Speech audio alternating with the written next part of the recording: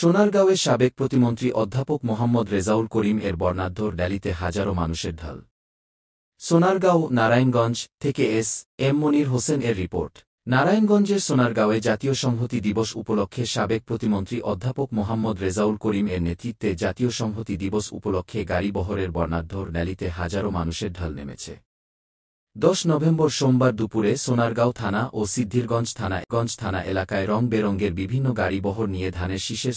স্লোগানে ঢাকা-চট্টগ্রাম মহাসড়কের সোনারগাঁও কাঁচপুর এলাকা থেকে শুরু করে মেঘনা ব্রিজ হয়ে সিদ্ধিরগঞ্জের চিটাগাং রোড এলাকায় পৌঁছালে সিদ্ধিরগঞ্জ থানা বিএনপি ও এর অঙ্গসংগঠনের নেতাকর্মীরা অধ্যাপক মোহাম্মদ রেজাউল করিমকে ফুলেল শুভেচ্ছা ও অভ্যর্থনা জানান। এ সময় উপস্থিত ছিলেন সোনারগাঁও থানা বিএনপির সাবেক সভাপতি খন্দকার আবু জাফর, স্বেচ্ছাসেবক দলের কেন্দ্রীয় কমিটির সাবেক সভাপতি ওয়াহিদ বিন ইমতিয়াজ বকুল, সিদ্ধিরগঞ্জ থানা বিএনপির সভাপতি মাজেদুল ইসলাম, সোনারগাঁও উপজেলা যুবদলের সিনিয়র যুগ্ম আহ্বায়ক নূরে ইয়াসিন নোবেল, সোনারগাঁও থানা স্বেচ্ছাসেবক দলের আহ্বায়ক সালাউদ্দিন সালু, সিদ্ধিরগঞ্জ থানা বিএনপির সহসভাপতি সেলিম মাহমুদ, অ্যাডভোকেট মাসুদুজ্জামান মন্টু, ভারপ্রাপ্ত সাধারণ সম্পাদক আবুল হোসেন, সাংগঠনিক সম্পাদক আকবর হোসেন সহ সোনারগাঁও উপজেলা বিএনপি ও অঙ্গ